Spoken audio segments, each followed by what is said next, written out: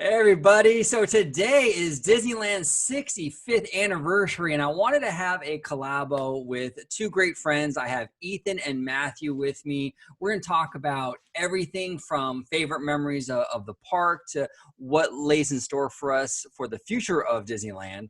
So first I want to start with Matthew. Matthew, if you can introduce yourself and let everyone know where they can find you on social media. Cool. Well, it's a pleasure to be on here. I'm Matthew, and you could find me on YouTube at Matthew with an exclamation mark. It's a little hard to find, but I'm sure you'll see it. And then on Twitter, you could find me at matt.disney. That is MattDotDisney. Perfect. Thanks, Matthew. And I will be linking his channel above, so it'll be real easy to just click on it, like, subscribe, check out his content. So you guys will have easy access to Matthew's channel. And my next guest is Ethan, Mr. Theme Park Wizard. You guys are probably familiar with him. He's been on quite a bit. Ethan, how you doing, buddy? Very well, very well. Happy birthday, Disneyland. Definitely go follow me for some Disneyland content at Theme Park Wizard on YouTube and check out my shop too. Yeah, he's got some pretty cool. You still got the masks in stock? I have masks, I have the new Frozen shirts, I got the regular shirts, I got everything. Look at this guy, entrepreneur, man, making moves. That's right. Okay, so I wanted because today is Disneyland's big 65th anniversary, right? Mm-hmm. And I wanted to talk to you guys about, like, I want to start off with, and I'll start off with Matthew. What are your thoughts, like, in terms of the park? What are like some of your fondest memories? Like, what do you look back on Disneyland, and what are some of the favorite things that you've done or favorite memories that you've had at Disneyland? Gosh. Oh, man. There's so many that I have to go through everything. Okay. Well, I have to say at least a recent one would be when I actually went to the grand opening of Galaxy's Edge. I know it's pretty recent, but still that day was absolutely amazing. Being there with everybody, just everybody having the same passion around you, and just that large crowd. I know it's crazy now. There's not a lot of crowds, but it's a surreal thing. But just being able to hang out with everybody, experience it with everybody. And I was able to see Josh tomorrow that day too, which was pretty cool. So it was an overall enjoyable day. Nice. Now, did you walk up to Josh? You say hi, or you Yeah. saw him? Did Well, you? actually, Josh knew a couple of my friends that I went with. So he came up to us and he's like, "Oh, hey, how you guys doing?" It's like, Oh, yeah, it was pretty cool. So he's a really awesome dude. Nice. He seems like it. He seems really down to earth. Yeah, he's a really genuine person. He actually really, really cares about the individual who he's talking to. Nice. Yeah. Best thing that's best thing they did was make him in charge of the parks and Yeah, resorts. I agree. yes, go Josh. Team Josh. So, Mr. Theme Park Wizard, what are some of your favorite memories or a standout memory for you So from Disneyland? my ultimate favorite memories in 2016 was during the 60th anniversary. It's my friend's birthday. She goes every year, but this time we had 20 people go.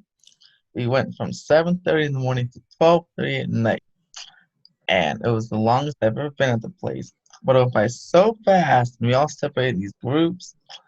Man, it was just such a great day. We didn't even park up. It was such a great day. I don't even remember what happened, but I just remember it flew just like that. And it was great. It was so fun. I will fondly remember that day forever. Wow. I actually have, I mean, so many memories of Disneyland. I mean, it's countless memories with family and friends, and just every milestone. I go every year on my birthday. But there was one circumstance. It was about, I think, like 10 or 12 years ago. It was a while now. That really, it was one of those like really touching moments. And what happened was I was actually at the pizza port over in Tomorrowland. And I got all my food, it's like the, cafeteria style, whatever. So you get your food, and I went up to pay, and there was an issue with my card. Okay. For some reason it wasn't going through. I had an issue with my card. And so I couldn't actually buy the food. And there was a family behind me, which I had no idea. I didn't know who was behind me at the time, but they were there and they witnessed the whole thing. Right. So I put my food away, because I couldn't buy it, and I went outside. And I'm like, what am I gonna do now? I don't have my card, and I'm at Disneyland. I can't eat, can't do anything. And the family that was behind me, it was this Hispanic family, and they came up to me and they said, "Hey, we saw what happened to you back there with your credit card." And this family was so incredibly like kind and generous, and they started going into their purse and just handing me money. And I'm like, no, I can't take that. I can't take that. And they're like, no, you got to eat. You got to eat. It was probably the most, in terms of like strangers, and like I didn't know these people at all, the most kind act I've ever had towards me from a complete stranger. It really touched me. It was just one of those moments where like I was almost in tears. I couldn't believe this family, they don't know me from anybody else, would do that for me. And it was one of those magical moments where like it wasn't even about having lunch or anything like that. It was just about like this family being so generous and so kind to me, and they don't even know me. And it really touched my heart. And it was like, this happened like 10, 11, 12 years ago. It was a long time ago. And to this day, I still remember it. I mean, it was really incredible. And if they're watching, thank you guys. I love you guys. You guys were awesome. Really. That was amazing. I mean, I couldn't even believe it. To this day, it still makes me choked up to what they did for me. So yeah, I love that. And that was one of those special pretty moments. awesome. Yeah, it was amazing. It was an incredible act of kindness, and that's what Disney is all about, right? I mean, you know. So yeah, that was one of my favorite moments. You know. That warms my heart. Yeah, I know, cool. Right? I want to cry now. It was pretty cool. It was pretty awesome. But now let's dive into some fun stuff here. You know, it's 65 years of Disneyland, and you know, there's been a lot of like uncertainty. Like, you know, before COVID, we were all kind of somewhat like secure with our predictions, right? We all kind of felt like, okay, this is going to happen. This is going to happen. This is going to happen. We all kind of had like an outline as to what we could predict going forward for Disneyland. Now it's a little bit murkier because of the whole situation. But starting with Ethan, what are your predictions in terms of new things, new attractions coming to Disneyland? What do you think is the likely stuff that's going to come about in the next few years at Disneyland? Well, I predict Splash Mountain will be converted to Princess and the Frog. No way! No way! I also predict the Avengers E-ticket will come simply out of necessity. I'm just kidding. That's what I've heard. I've heard that that's still going on in there. Also, because they already released concept art and they already kind of have funds for it. So I'm like, cool. Something that hasn't started yet. Ooh, gosh, I want my Tomorrowland demolished. Yeah, maybe we'll get a Tomorrowland just demolished. They didn't have to build something new. They can just demolish it. That way they can start it. They can start something, you know. I feel like once they start something, you gotta finish it. Because gosh, look at Epcot. Mary Poppins, you're waiting, then it gets on hold. So you gotta start something. So I feel like even if they just demolish the middle people mover tracks in the middle, just to have something, you know, just to get the ball rolling, you know. I hope the Coco ride California Adventure. Because that's so far down the line that I feel like it can happen anyway. We were losing you for a second, Ethan. Did you say a Coco ride at California Adventure? Yeah, I hope that rumored Coco ride that's for like 2028. I hope that keeps coming because that's so far down the line that I feel like that can happen. Okay, cool. And Matthew, what are your feelings for the future of Disneyland? What do you think is likely coming in terms of new attractions? And I predict that there's going to be a Mickey and Minnie's Runaway Railway. No, okay, yeah, that's already a given. But some other things, maybe not necessarily Disneyland, but to California Adventure, I could see them totally redoing that Hollywood Studios kind of a backlot area. Yes, please. Yeah, I could see them totally redoing that area. At Disneyland, I could maybe see them investing maybe a little bit more into Adventureland, definitely into Tomorrowland. I definitely see that. Maybe within the next 65 years of Disneyland, there's definitely going to be something for Tomorrowland. I could honestly also see maybe something for Fantasyland too. Like maybe they'll get rid of the Fantasyland theater. As much as I like Mickey and the Magical Map, that tent's kind of ugly. So, so I could see them getting rid of like some Fantasyland rides, like the Casey Jr. or the Storybook Land canal boats and the theater. I could see them doing that.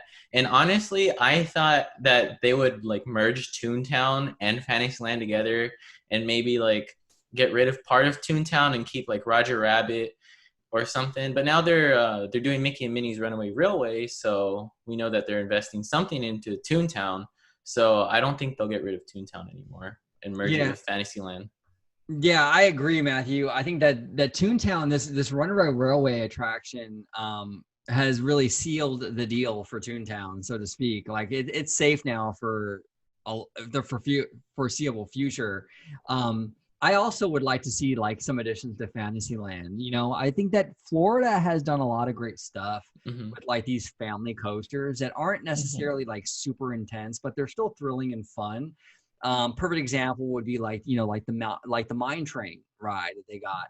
I would like to see something like that. It doesn't even have to be Snow White Mine Train per se, but just a Fantasyland coaster along those lines come to Fantasyland. It could be Frozen, it could be Tangled. I mean, but I would just love to see something like that come. I think that our Fantasyland needs that. I don't think our Fantasyland even has a coaster, does it? Well, I guess if you count the Matterhorn, I guess. The Matterhorn. I don't know. I mean, that's kind of weird because Matterhorn is kind of like its own little land. I don't really consider it part of anything. But yeah, I agree with you, Matt. I would love to see Fantasyland stuff come. Tomorrowland is iffy. I think that they were definitely working on it before before this whole COVID thing. And I think that we were like this close to getting it. I know. Yeah, but now it's like, I don't know. It might be back burner because they've already started with Runaway Railway. I just don't know if they're going to really, they might kind of hang tight after that for a little bit, just to kind of like, you know, lick their wounds, so to speak, after all the losses. So it'll be interesting to see how they do that. Yeah. I think that Disney will be back on their feet again, maybe depending on how the crowds are coming back to the park. If it's going well for Disney, I could see them getting back on their feet maybe in the next 4 years. But if things don't go well, I don't think Disney will ever like go away for anything, right? Right. Like even if they, let's say for some reason they call it bankruptcy or something, which I doubt. There's always going to be people who are like going to invest in it and try to save the company. Like even with like Toys R Us, they went bankrupt and they lost a lot of things, but there's people who love Toys R Us so much that they're willing to invest in it and bring it back. So I don't think Disney would go anywhere, even if they're losing a lot of money. Yeah, no, Matthew, you're right. And you know, really, like, you know, Disneyland is like, Disney parks in general are kind of like a corporate thing, but like Disneyland proper, like the actual Disneyland park itself in Anaheim, is really kind of a national treasure. Yeah. You know, I mean, I can't imagine it ever shutting down. Like you said, I think there would be other companies that would step in and save it if they needed to do that. And like you, I echo your sentiments. I don't think that's ever going to happen. I think the more likely scenario is if Disney was getting close to having a financial problem, Iger would be on the phone so quick with Governor Newsom. Hey, you know, we got to open up now. Yeah. you know, and I think that I'm sure Newsom would accommodate, you know, hey, okay, we'll release some guidelines for you guys, you know, limited capacity, whatever, and get them back open. I don't think the governor would want to see Disneyland, you know, close its gates. It's not in their best interest, you know, and obviously not in Disney. So I agree with you. I think that they would do whatever they could to keep the doors open. So hopefully it doesn't come to that. You know, I hopefully that they open soon. I mean, Florida's open and they have cases like crazy. Everyone's got COVID. Yeah. You know, it's like, what's going on? You know, out here, it's like, I don't get it, you know? Yeah. Yeah, that's weird. It's awfully strange. Now, do you guys have any Ethan, do you have a prediction, like, speaking of that, like a reopen date? Because we were supposed to reopen tomorrow, and that's been canceled. But Well, what's it's been canceled. I always planning to go tomorrow. I was gonna sleep over. well, you can go tomorrow, but you won't get in. There's downtown Disney. I'll get stopped There at you go. downtown Disney. Let's see. Well, I'm hoping August. You're hoping August. Okay, you think with it like early in the month, or you think late in the month, or? I'm thinking.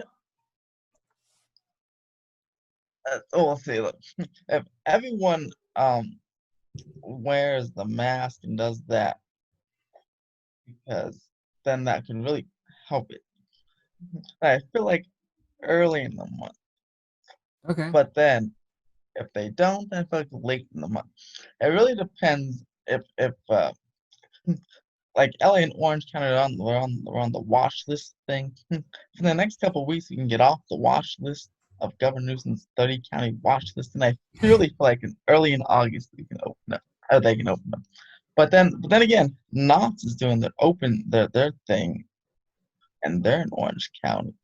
So I feel like, I don't know. I feel like, and obviously Newsom approved that one. So I feel like, maybe early August. Yeah, that's a good point, Ethan. Like you texted me about that Knott's event, and that's this weekend, right? Yeah, this weekend and next weekend, and you go off to Ghost Town. You can eat and drink, and just obviously no rides. Just walk in. So I feel like if they're doing that, Newsom approved that one. So I feel like he feels a little confident that if that works out, then maybe Universal does something. Then maybe they're like, oh, okay, now release theme park guidelines. Something like that. So wait, so with Knott's, they're letting them into the park to eat and shop. They just can't go on any rides. Yeah, only the Ghost Town section, and then they're gonna have basically all the food from the Boyensberry Festival. They're putting in the restaurants, and you can finish up the Boyensberry Festival food and buy stuff, and just kind of relax and just hang out in Ghost Town, look at Ghost Rider because it looks so beautiful. That would be pretty. Awesome.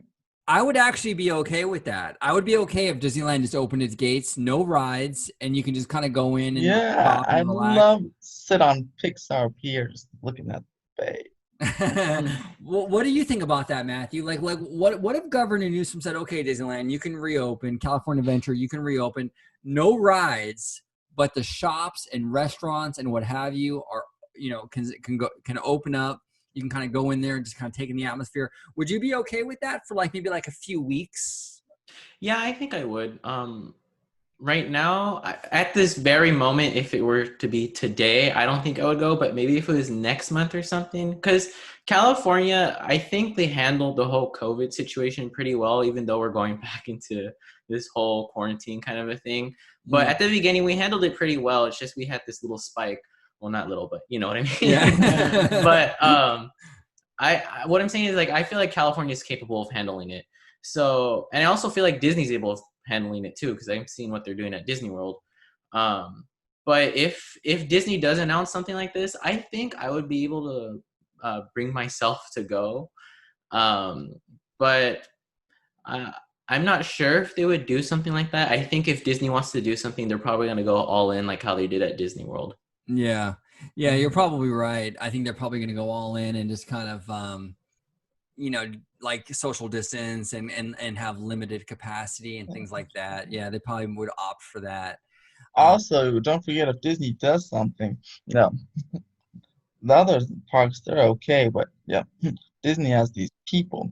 So you'll have the pass holder said, what? You're going to let me in, but I can't ride a ride? Why am I paying $1,500 for this pass? What the heck? You have all these, and then they'll need over, and then it'll just be like Dance Disney so packed you'll have to. They probably not just charging $25. They'll probably what? This password doesn't work here, and you're charging me again? No, that's not gonna work. and then you have all these problems because of people. yeah. Disney has a very passionate fan base for sure, and it leads to issues that other companies really don't have to deal with, for sure. Universal's been open since June. No one cares. I know. I feel like the spotlight's always on Disney. Yeah. Yeah, even on the CNN, I see Disney World reopens in the middle of a pandemic. That irresponsible. But no one said anything when Universal Orlando still doesn't open. That's so funny. Yeah. Universal was probably like, yes, I'm glad we're the underdog. Yeah, no, I know. Universal, in a way, they're kind of they're lucky because they're big enough where they're making money, they're getting a lot of attendance, but yet they're still not quite Disney where they're kind of flying under that radar, you Yeah, know? even here, like City Walk open, very nice. It was cool. Oh, obviously, it wasn't as busy as downtown Disney. When downtown Disney open, you start seeing the videos. Oh, look at that one crowd right there. Even if the rest of it's not that crowded. Oh, look at they're irresponsible. Look at all those influencers, YouTubers taking World Disney merchandise. Universal Studio Store is nice and quiet, and you go buy whatever you want and leave. That's so fun. That's funny. Yeah, no, I do notice that. Yeah, Disney's just, they have a very passionate fan base and they're still the industry leader.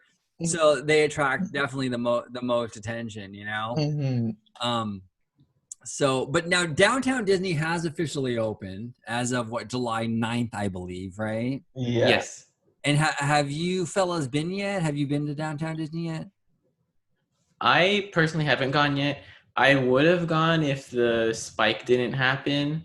But I hopefully plan on going maybe sometime in August if things get better. I'm not too sure yet. I would like to go. My heart wants me to go, Yeah. but I have not gone yet. What about you, Mr. I Wizard? um I was gonna go the first weekend, but it was just too hot. It was like 100 degrees that weekend everywhere. So I'm like, I don't want to go. But then, so I'm hoping to go in the next couple of weeks. Couple of weeks. Maybe with a friend who's gonna wisdom about this weekend. So maybe in like 2 weeks. Oh, yeah. Yeah. Check it Yeah, out. it's interesting. It's interesting. I mean, and you know, I know that like there's been a lot of attention towards Disney and the crowding and stuff. But from what I've seen so far, at least anecdotally, it seems like they've handled the Downtown Disney opening fairly well. Yeah. It doesn't seem like there's been any huge problems. Hmm. But you know, it'll be interesting. I'm kind of with you, Matthew. Like, I think even when they reopen fully, I think I'm gonna kind of chill for like a week or two or Mhm. something, you know, and kind of avoid that first like rush to get in. I've waited this long, you know. I mean, I can wait another week or two, you know. Yeah. So I think that's what I'll probably do. And then I think that when I finally do get into the parks, I think I'm gonna kind of keep it, yeah, low key, you know, just kind of chill a lot, have a Dole Whip, maybe just do the outdoor attractions, maybe ride Autopia or something. You know, I probably won't go on rides like Indiana Jones where you're stuck with 5 million people in a cave. You know, but stuff like that, you know. Well, Ethan, what do you, when you first go to the parks after they've reopened, what's your game plan? Are you going to go all in? Are you just going to say, screw it. If I get COVID, I get COVID. I don't care. Well, what do you, or are you going to be like, you know what? I'm going to kind of hang back a little bit. What's your game plan for the Well, return? I haven't been on Rise of the Resistance. I miss Splash Mountain. I miss Guardians of the Galaxy. So my full plan is to race to all those three attractions. Oh, just kidding. I can't park car. So I'll just go to one park and see, it's another thing Universal does better. Order these. And then I'll go right over, probably go right over to get my virtual queue thing for Rise. I hope what the Rise of Distance, they took your idea. You should get credit for this idea, Chris. They took the Hollywood Studios. You go in three slots, 10 a.m., 1 p.m., and 4 p.m. You suggested that. They do that before they did it months ago for Disneyland. I remember. So They're hopefully they bring watching that. you. They're watching. They're watching. So hopefully they bring that here so I don't have to go there at 8 in the morning. I can just get another time slot, then ride my other favorite things first. But yeah, I think it's pretty safe. It's been proven that on surfaces, especially when the sun is hitting the ride surfaces, doesn't last too long, even if whether they disinfect it or not. I don't really touch things anyway when I'm in the park. So I think I feel pretty safe if everyone wears a mask and as long as people aren't coughing on me. The services themselves, I feel pretty safe. Not since been proven there's a low transmission from surfaces. I feel safe getting on rides and stuff. Yeah. Yeah, and you're a young guy. Yeah. You're not immune to it, obviously. I mean, you can always get it, but you're healthy, you're young. You're not exactly high risk. So I understand where you're coming from on that. Yeah. We'll see what happens. It's interesting. This is the first birthday in Disneyland's history that they're not going to be open, and it's sad. It is sad. But you know what? We love this park. It's weird. What's up? Oh, Ethan? Oh, What? Oh, I don't know. yeah. I was like, yeah, it's weird. It is weird, right? Yeah. It's weird. And I just think it's going to be very odd tomorrow not having that. And will Disney, here's the other thing I want to bring up to you fellas. Like, what are they going to do with the anniversary? Now, they're not going to celebrate on July 17th, but what if they open on August 23rd? Are they going to kind of like retroactively do the anniversary celebrations? Like, what do you think, Matthew? You think they're going to go in there like maybe like in a month when they finally reopen and kind of do the whole birthday thing, or are they going to just pretend like it never happened? Honestly, I think they're just gonna pretend like it never happened. They'll just have like whatever extra merch they didn't sell out on Shop Disney, or that whole queue line waiting thing that we all had to deal with to get the 65th merchandise. And I'm pretty sure that they set aside merchandise to like put in the park when they actually reopen. Yeah.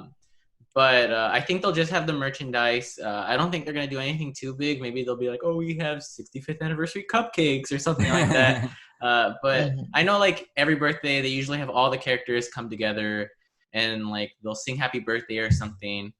But I don't think they're going to do that because it's not necessarily on that day. So I think it's just going to be like another normal day in the park with some extra little merch and good eats. Yeah, no, I agree with you. Now, did you guys, I think Ethan did, because I remember him, I think you texted me, Ethan, that you were having a major problem with the website. Very upsetting.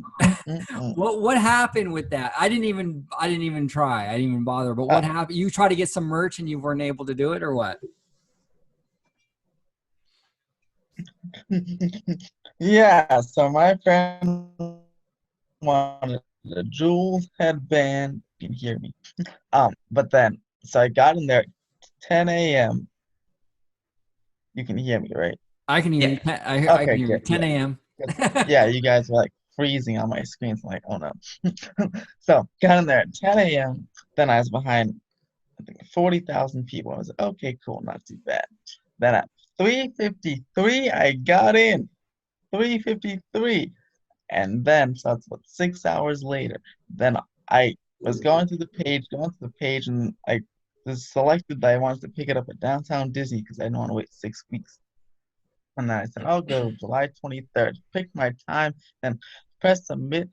Then it said I had to select one selection. And I already had one selection set. And I kept doing it, and then it just wouldn't move. And I was so mad because I'm like, I can't refresh it, or else it's going to go off the page. I pressed email assistance, and it didn't work. And then eventually, it just booted me out of the thing. And I'm like, man. wow. So then I called them. I called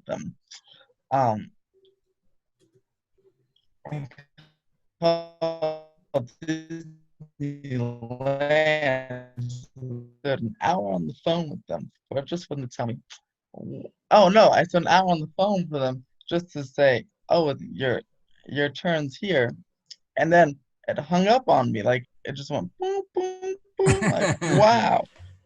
Oh my gosh. Yeah, I've heard a lot of stories like that where people were having problems with, the website and they were getting disconnected and things like that. Did you try that, Matthew? Did you try to get online and try to get any of that merch? Yeah, I actually got in and I was put at like 2,000. And I know that there were some people who were all the way in the back, like at 60,000. Oh my God. So I was like, oh geez. And then a couple of people on Twitter were saying they didn't get in until 6 a.m.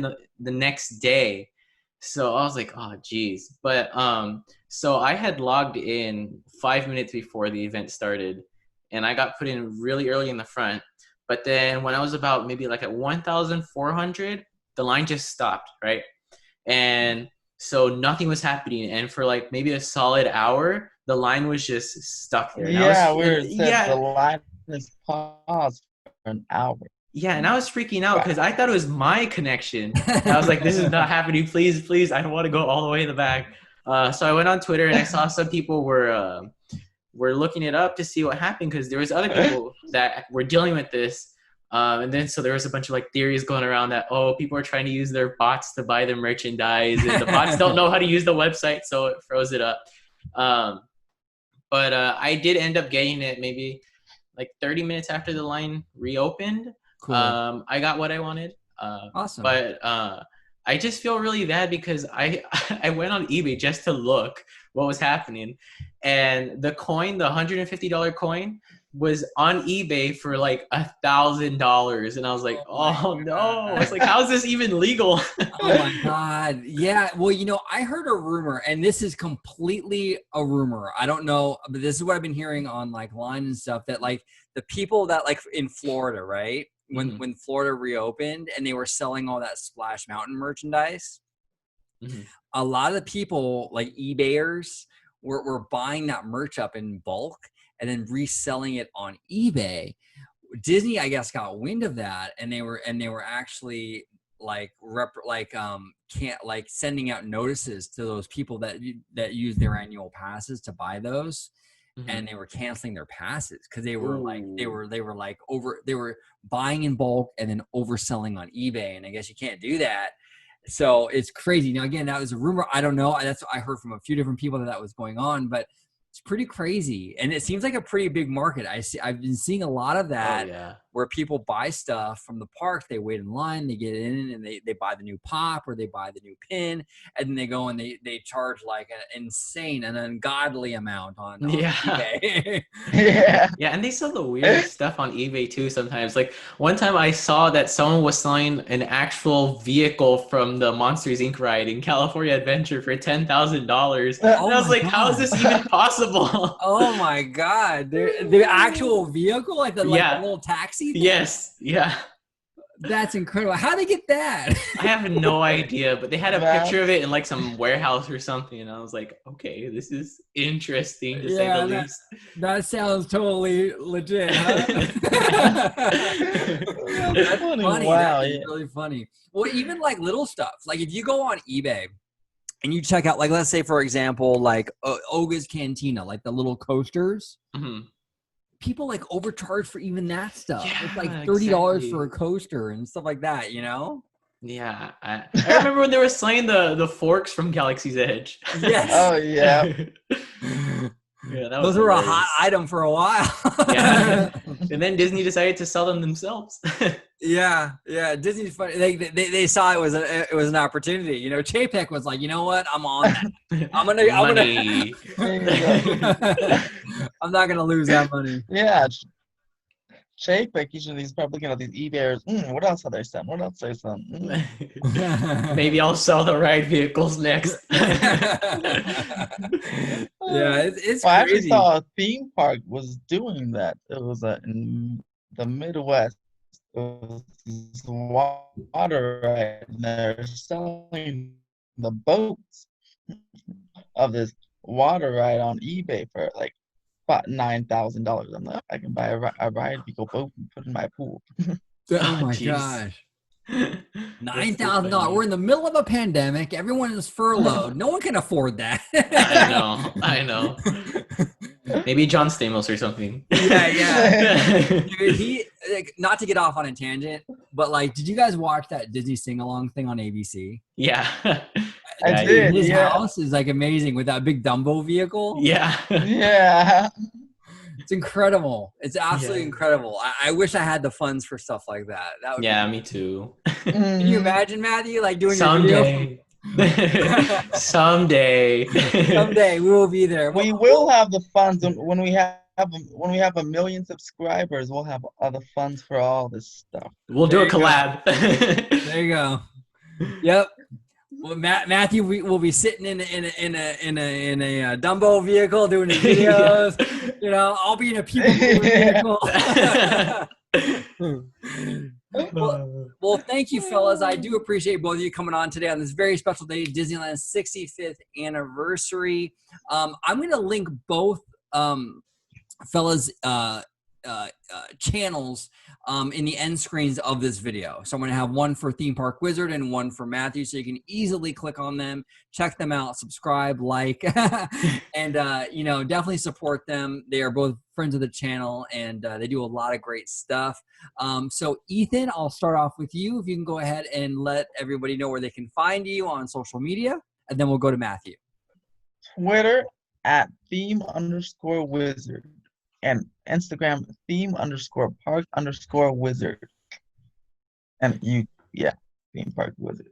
There you go. And Matthew, where can they find you on social media?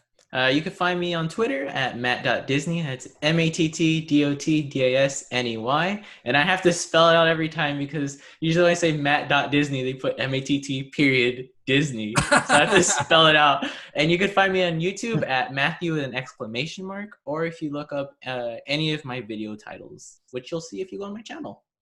Perfect. Well, thank you both. And thank you all for watching. Comment, like, subscribe. And as always, have a wonderful, wonderful day. Bye-bye. Whee!